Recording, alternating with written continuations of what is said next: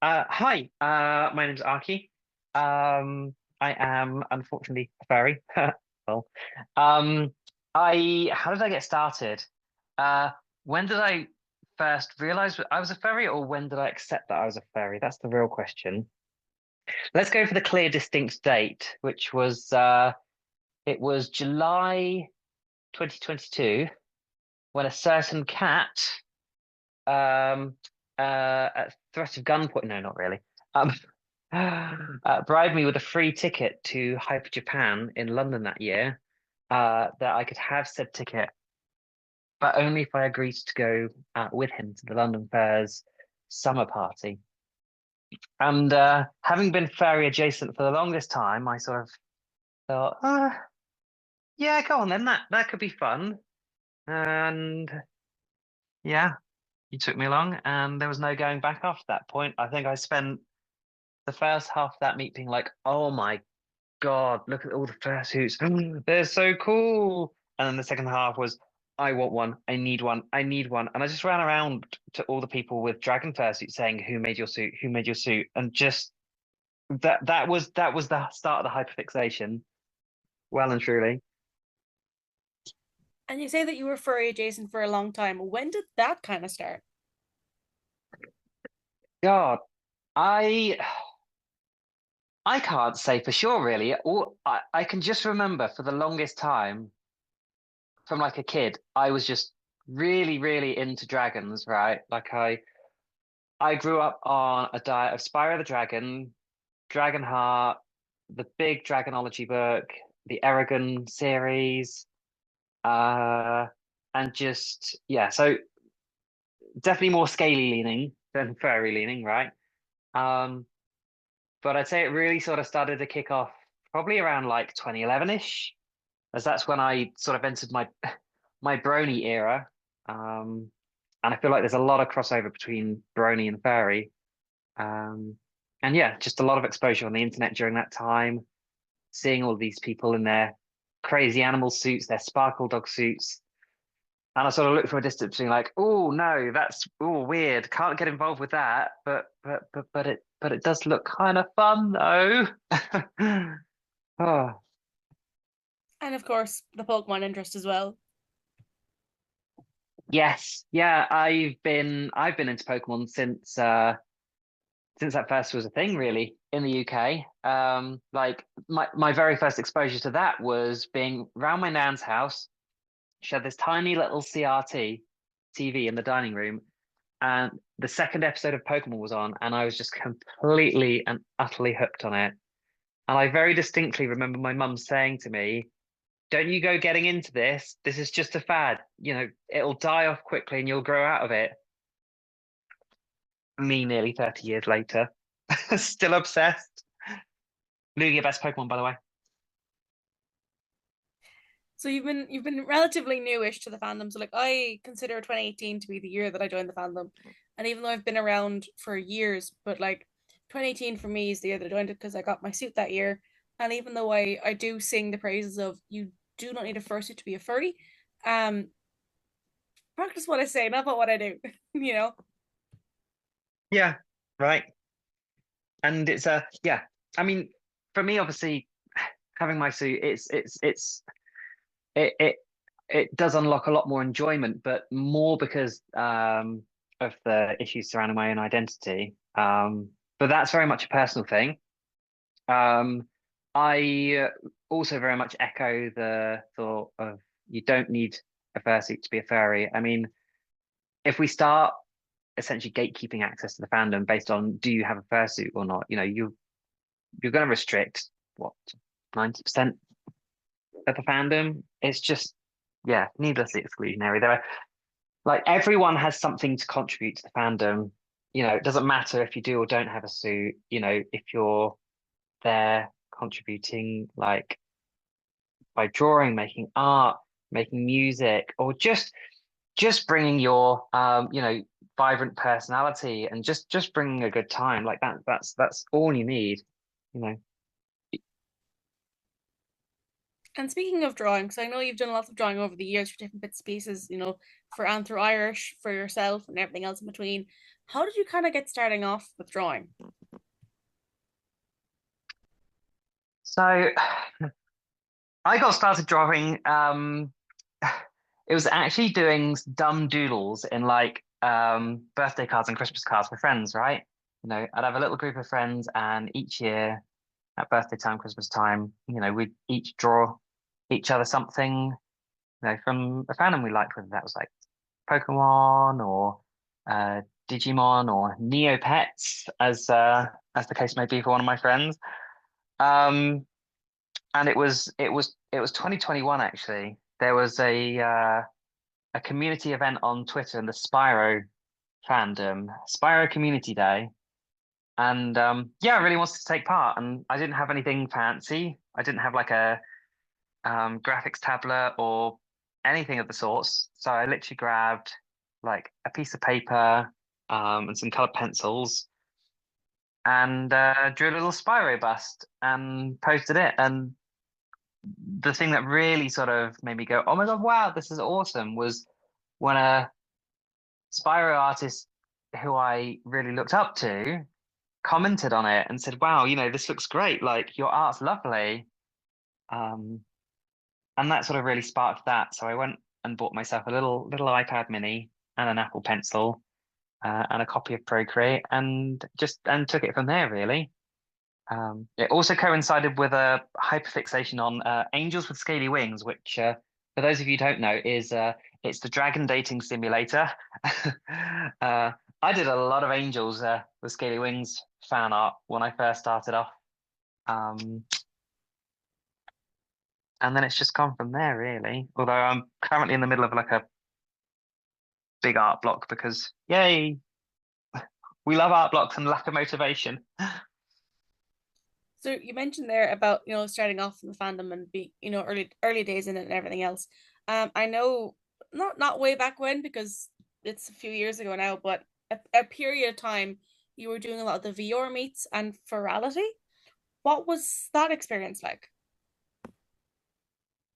So virality virality was my first like furry con of any kind, right? Um and that would have been Virality Aqua, which was that 20 I want to say that was 2022, I think. Yeah, it would have been 2022, Virality Aqua. And that was, I mean, that was absolutely incredible. I mean, from the technological point of view, I'd only owned a VR headset for a couple of months. I went in like pretty deep, pretty quick, upgrading my setup from just headset to full body tracking within like 2 or 3 months of first getting the headset. Um, you know, just seeing what you could do with this device and the trackers, uh, the technology was amazing. But then just the world that they put together and particularly the world of Virality Aqua was just I can't put it into words just how incredible that event was and how stunning that world was.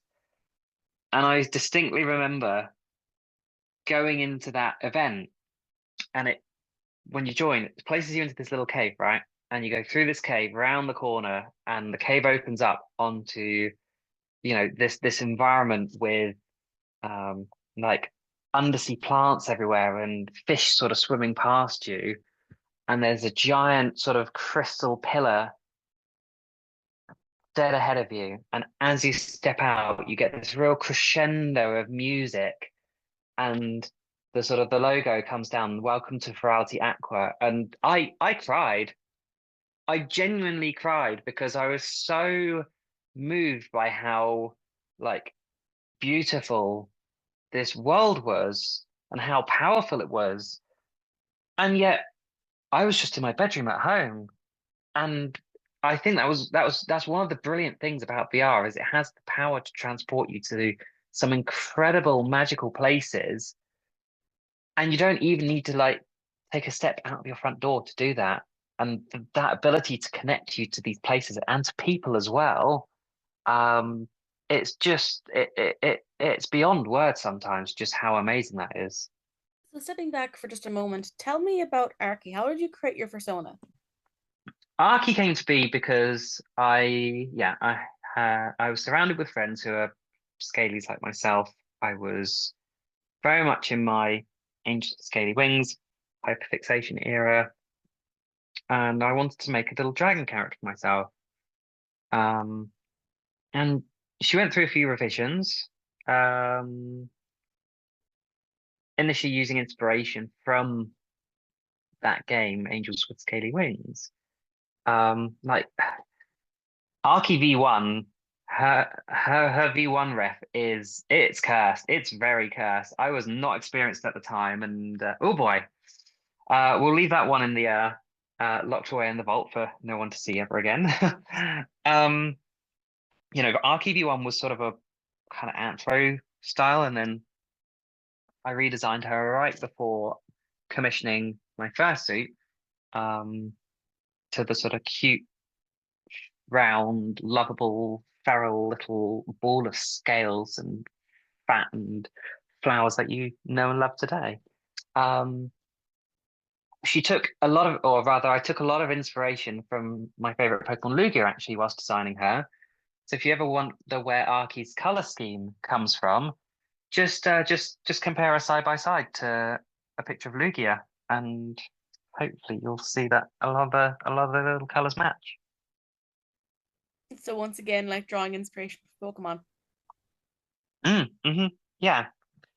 And the drawing a lot of inspiration from myself. I mean, one of the big things um with designing Arkie and then sort of using her and expressing myself through her was I sort of made her as a character who um took a lot of the things that I liked about myself, a lot of the features and qualities that I liked, um, but then also left out a lot of the things that I didn't like or I have insecurities about. So it was very freeing in a way that I now had this character through which I could kind of express myself in the way I always felt I wanted to, but couldn't do so in my sort of regular human form, if that makes sense. I suppose as well to address the dragon in the room, as opposed to addressing the elephant in the room. You won the Scotia Dance competition in 2025. What kind Did of I? did I don't. Did I? I don't know. Did that happen? I feel like that might be a detail that slipped by me. Not many people have reminded me of that. um so like tell me a bit about your history with dancing. Like, so obviously I would have seen you perform in 2024, the previous year. What was that pathway for you from deciding to do it to actually doing it? So that pathway started off at ScotiaCon 2023, which was my first ever IRL furry convention. And I specifically remember seeing one certain bright yellow fluffy dragon doing a little dance at that convention to a medley of Sonic the Hedgehog music. Um, I wasn't super interested in dancing at the time, but I was trying to look for things to do at this convention. I saw there was a dance contest and thought, hey, seeing people dancing around in fursuit, that might be kind of fun to watch. Um, so I went along and was like, oh my God, that is the coolest thing I've ever seen. Damn, I wish I could dance like that, right? And then moving forwards, this also coincided with a bit of an obsession with MMD videos. And for those of you who don't know, MMD, short for Miku Miku Dance, it's a program where um, you can make Hatsune Miku and other characters dance along to um, different pieces of music. And there were worlds in VR chat where you could import your own character and put them into these MMD worlds and they would dance along to the music. And watching this watching Arkie dance or the VR version of her, I was like, I wish I could dance like that in real life. And then I sort of started to put two and two together. I was like, what if I learned one of the dances that I liked and competed at the Scotia dance competition? And I had a couple of friends in the Head of Medusa fursuit family who were also considering dancing, and we sort of went in going, you know, I'll enter if you enter, right? um, so I kind of just entered that for a little bit of fun. And yeah, never thought I'd end up where I am now. Um, I remember going onto the dance floor in 2024, my first ever dance contest, my first ever public performance for any kind, since I was probably about 18, which, you know, I won't say how old I am, but it was more than a decade prior. Oh dear. Um, but I had fun. I ultimately had fun. It was terrifying, but I had a lot of fun, and I was really proud of myself after that. Um, that I was able to go and do something that I never in a million years thought I would have been able to do. And again, a big part of that was because I was doing that as Arkie, you know, which is still me, but it was not as me. If that kind of makes sense. I don't know. Arkie's my confidence carpet, you know. I pop her on, and the real me comes out to play. But yeah, I had a lot of fun, and once I'd done that one, I'd sort of been bitten by the bug. So I competed at the Confuzzle Dance Contest 2024, competed at Scotia 2025 and won. Um, I did apply to compete this year, but there was a lot of other exceptional dancers, and sadly, I wasn't able to compete this year. Hopefully, I can have a go next year. But I'll absolutely be dancing at SquishCon 2026, putting on my judges showcase, and then judging everyone else's amazing dances. I'm so excited to see what everyone else can bring to the dance floor. So this is going to be going out a little bit after ScotiaCon 2026. So at this point in time, you'll have done your judges showcase. Do you have anything like planned right now, or is it just it'll be grand, or what's your current thinking about your showcase? Or maybe what is a judge showcase is probably a better question.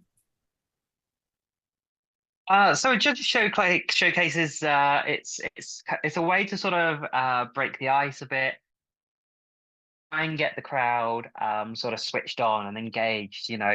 You'll be the first one dancing, and you want to really sort of build up that energy, build up that hype. So when all the all the competing dancers come on, the audience, they're there, they're ready to go, they're ready to cheer them on, they're ready to get involved, right? Um, you know, it's an opportunity for me to have some fun. I don't have the pressure of, trying to win a contest if that's what you're aiming for. So I can sort of experiment and try some different things. I can be a bit silly, I can be a bit whimsical. Um, but yeah, ultimately, it's just about having a lot of fun, making sure that the audience are having fun as well, and giving the other dancers, giving them a confidence boost as well. It's always scary being the first one to go. So yeah, I hope that by doing that myself, that'll take a little bit of the pressure off the others. So think back for a moment to ScotiaCon 2025. And at the Mm. dance comp where for those of you who haven't seen the video, at the end of the dance comp, all the dancers go on stage on the dance floor, and Ozzy is going through like the thank yous and the third place, and then second place, and then they say, "She's true, she's blue, she's dancing for you." It's Arkie. How did you feel in that moment? Mm. That moment's it's honestly a bit of a blur. Um, right? You know, I so I don't go into these things to win. It's not like I'm going on to that dance floor and I'm trying to get those points. I'm trying to get first place. whilst yes, it'd be nice to win, like that's not my goal at the end of the day. My goal is to go and have fun prattling about on the stage like a cute fluffy blue idiot for 2 minutes, right? As long as I have fun and everyone else has fun, you know, that's really what I'm there for.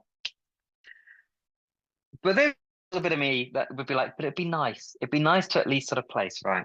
And I remember standing there and as he comes up and they go in third place, it's Spleens. And I'm like, oh, that's amazing. Yeah, Spleens, because Spleens is part of the Move Fursuit family, and it was her first ever dance competition. So I think that's an incredible achievement to get third place in your first ever dance comp in a suit like Spleens. If you've never seen Spleens before, I mean, she's got a tail the size of mine, um, and her head, it's like a mannequin style. So the eyes are so small, the visibility is basically non-existent. So, props to her, right?